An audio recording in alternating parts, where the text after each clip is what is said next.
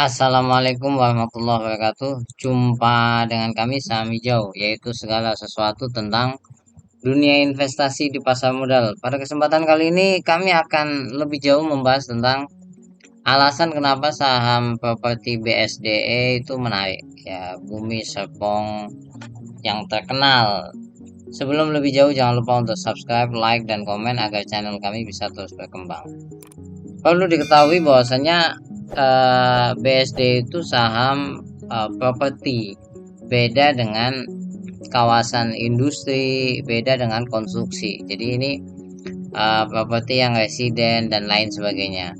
Nah, ini perlu dibedakan biar teman-teman bisa memahami nantinya. Pertama, kenapa kami membahas saham properti lebih spesifik ke BSD setelah kami kemarin membahas saham properti pilihan. Pertama, karena memang properti ini lagi jatuh ya, karena sentimennya buruk memang. Pertama, suku bunga naik, kemudian juga ada yang namanya kurs rupiah yang jeblok. Jadi dua ini menjadi sentimen buruk buat properti, walaupun sebetulnya tidak semua. Nah, yang pertama, kenapa alasan BSD itu menarik? Pertama, BSD itu memiliki land bank yang paling luas di antara saham properti lainnya. Ciputra itu kalah, Samarkon itu kalah, Intiland kalah, Alam Sutra apalagi, Pakuwon paling kecil. Jadi BSD ini kelebihan utamanya di situ. Dia punya land bank yang cukup luas ya, 3.000 hektar, bayangkan, hampir 4.000, dua kali lipat dibanding yang lainnya. Yang berikutnya, kalau kita bandingkan apple to apple dengan saham properti lainnya, secara valuasi menurut kami BSD itu paling murah. Book value-nya 0,6. Lihat yang lainnya tidak semurah ini. Walaupun misalkan Anda mengatakan yield ini 0,3, betul, tapi kalau kinerjanya pernya besar. Kalau BSD kecil. Jadi secara valuasi cukup murah menurut kami. Yang berikutnya adalah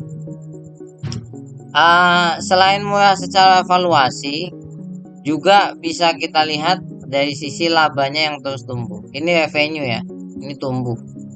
Jadi cukup cukup bagus gitu. Walaupun bisa dikatakan properti itu masih belum bangkit lah dari dari keterpurukan pas COVID, belum betul-betul boost gitu, belum.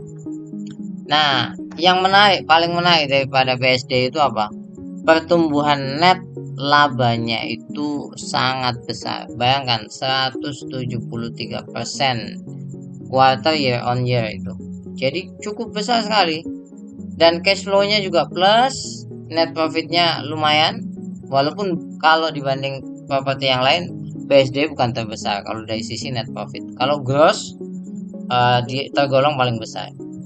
Nah, satu lagi yang menarik, kalau kita bicara properti, memang kita tidak bisa melepaskan dari yang namanya liabilitas kontrak, uang muka diterima dan sewa diterima dan lain sebagainya. Karena gini, di dalam aturan akuntansi, uang muka kemudian dan lain itu dihitung sebagai hutang sebelum serah terima atau betul-betul rumah itu sudah menjadi hak milik konsumen atau semua urusan itu selesai, itu belum dianggap sebagai pendapatan. Nah, ini menjadikan kita itu mudah menganalisa saham properti karena Anda bisa lihat ini.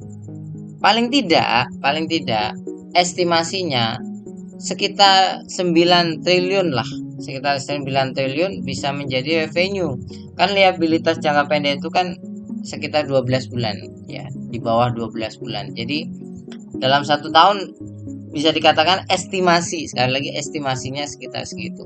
Jadi kalau kita lihat ini ya, setahun ke depan ya sudah oke lah menurut kami ya, sudah oke.